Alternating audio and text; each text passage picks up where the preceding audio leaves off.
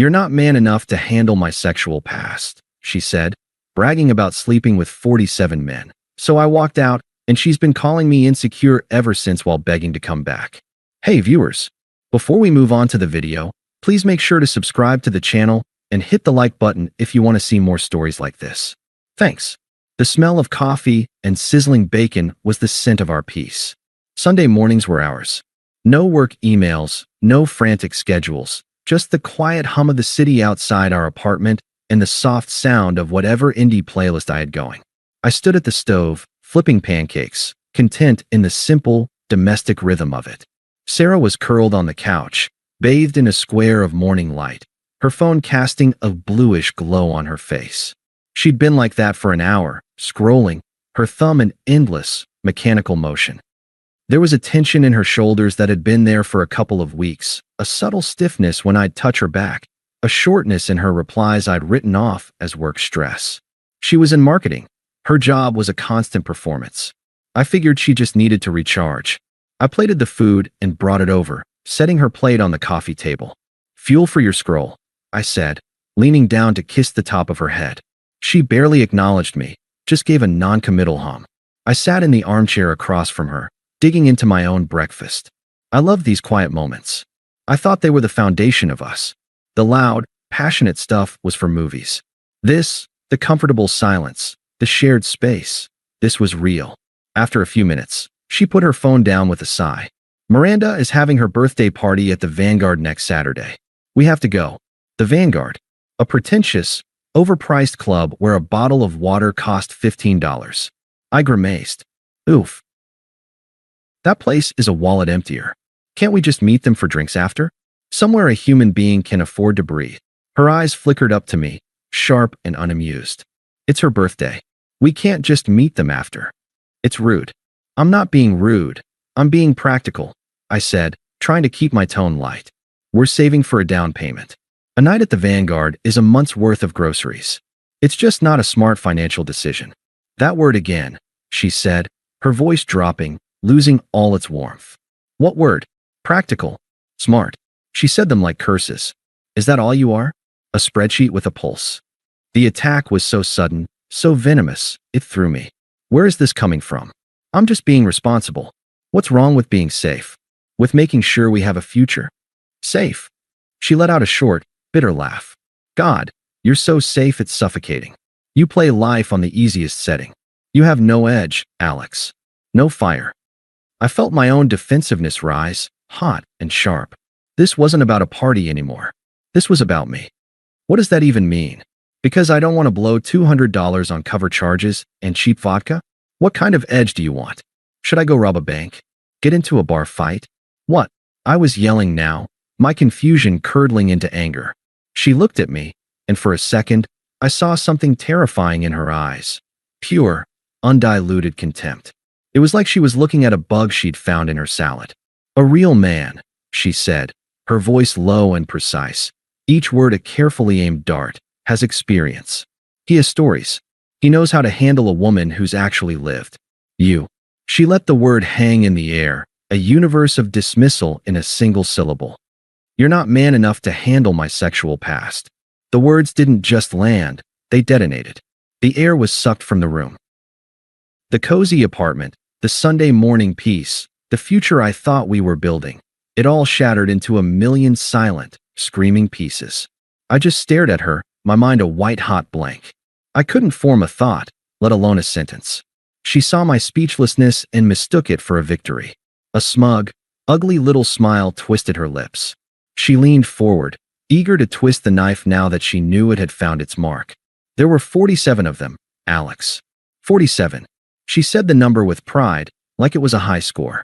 I lived a whole life before I settled down with you. I had adventures you can't even imagine.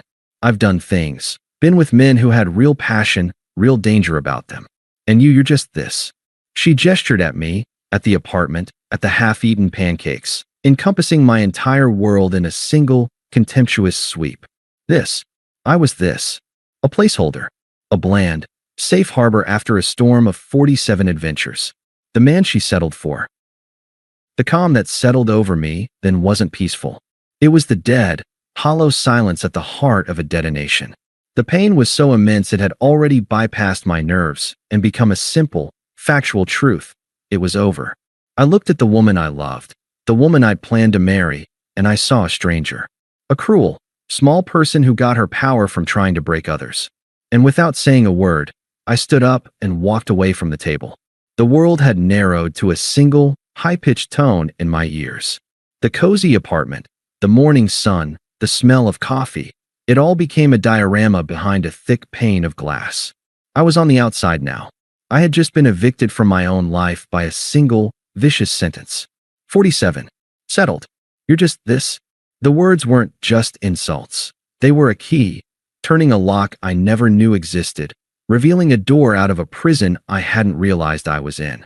The pain was there, a white-hot brand searing my heart, but it was instantly cauterized by a clarity so cold it was almost peaceful. I didn't look at her. I couldn't. Looking at her would be to acknowledge the person I thought she was, and that person was a ghost. Instead, I looked at the space we shared. The couch we'd picked out together, the bookshelf we'd assembled, the photo of us on the beach. It was all just set dressing for a play that had just ended in the middle of the second act. I pushed my chair back from the table. The screech of wood on hardwood was the only sound. I walked past her, my movements fluid and deliberate, as if I were moving through deep water. I entered our bedroom, and went to the closet. My old, army green duffel bag was on the top shelf, buried behind spare pillows. I pulled it down, the dust motes dancing in the sunbeam from the window. I unzipped it. The sound was loud in the silence. Then, I began to pack. I wasn't frantic. I wasn't throwing things. This was an exhumation. I took my jeans, my t-shirts, my sweaters from the dresser we shared. I left the shirt she'd bought me for my birthday. I took my work suits from the closet. I left the silly tie she said made me look like a librarian. I was curating the museum of my own life, deciding what artifacts were truly mine. From the bathroom, I took my toothbrush, my razor, the cologne I'd worn since college. I left the fancy face cream she'd insisted I try, the shared bottle of shampoo. I was erasing my presence, molecule by molecule.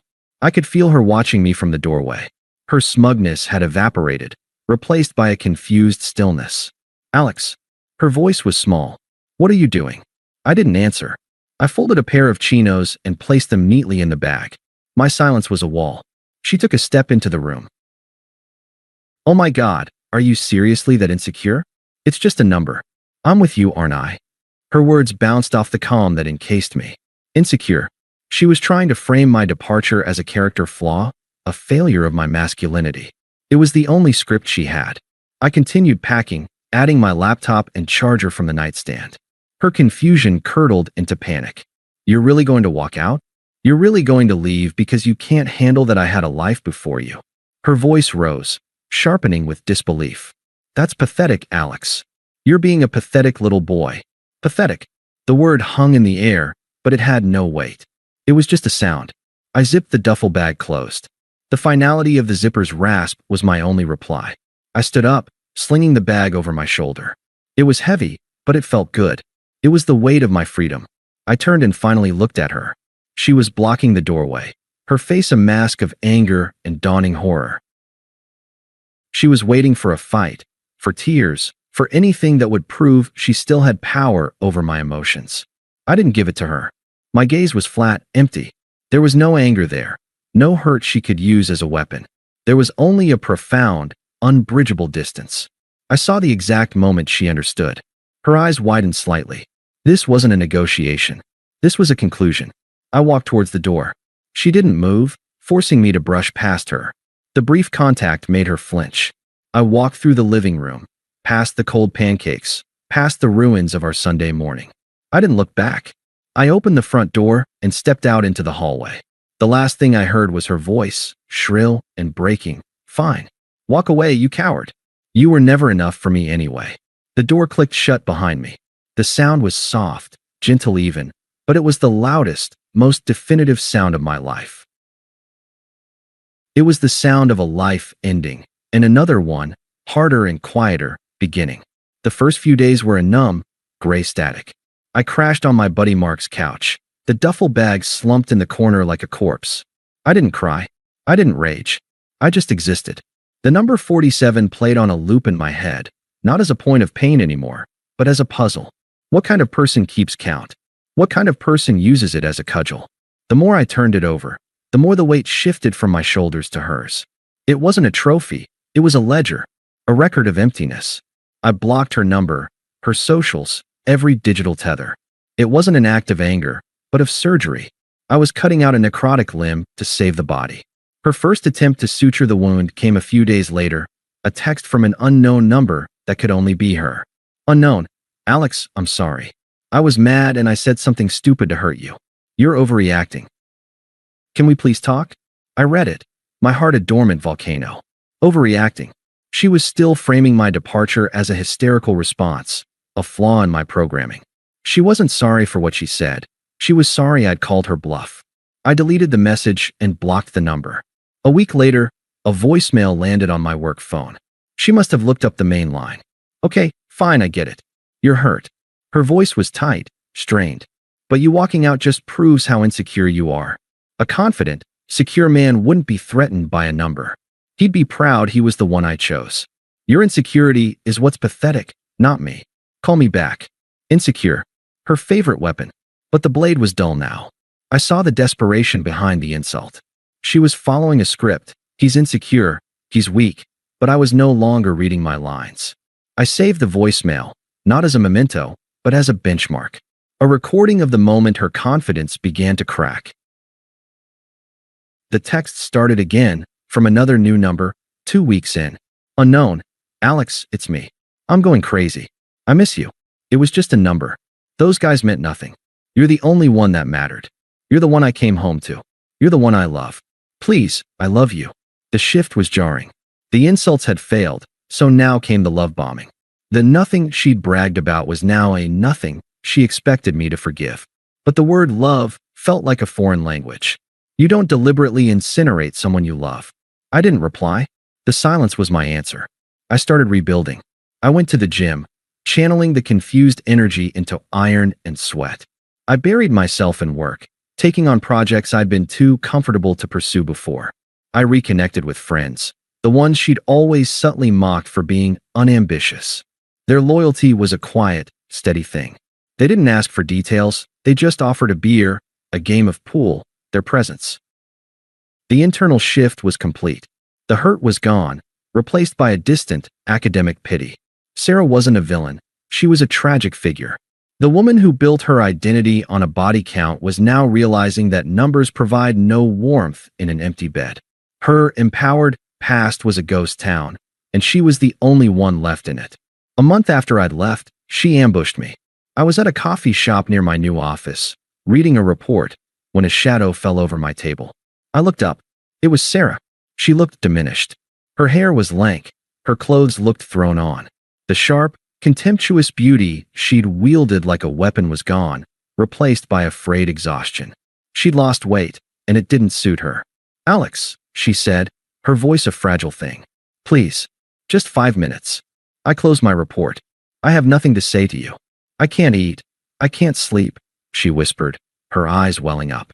She slid into the chair opposite me without invitation. I was an idiot. I was trying to seem cool or something. I was the one who was insecure. You were the best thing that ever happened to me, and I ruined it. I see that now. I ruined everything. She was crying in earnest now, silent tears tracking through her makeup. The performance was meant to elicit comfort, to pull me back into the role of her caretaker. I looked at her, my expression unchanging. Noted. The flatness of my tone seemed to shock her more than anger would have. The tears stopped, and her face hardened, the real her flickering through the mask of remorse. So that's it, she hissed, her voice low and venomous. You're just going to throw away 2 years because of one stupid fight? You're really going to be that cold? You really are as cold as you are insecure. There it was. The true colors, flashing like a warning signal. When the weeping damsel routine failed, the serpent returned. I stood up, gathering my things. I looked down at her, this woman who had once been my entire world, and I felt nothing but a vast, echoing emptiness. And then, for the first time, I smiled. It was a small, faint, pitying curl of the lips. Goodbye, Sarah. I turned and walked away, leaving her sitting there, surrounded by the ruins of her own making. I didn't look back. I didn't need to. I could feel her world unraveling, and the sound was like silence. The silence after the coffee shop was the most peaceful of my life. It wasn't the absence of sound, but the absence of her. The constant, low-grade static of her presence in my mind had been switched off. The world seemed sharper, the colors more vibrant. I was free. I focused on my new life with the same methodical precision I'd used to pack my duffel bag. The new apartment wasn't just a place to sleep. It was a sanctuary. I filled it with art I liked, books I wanted to read, and a silence that was mine alone. Work was no longer a job. It was a craft I was mastering.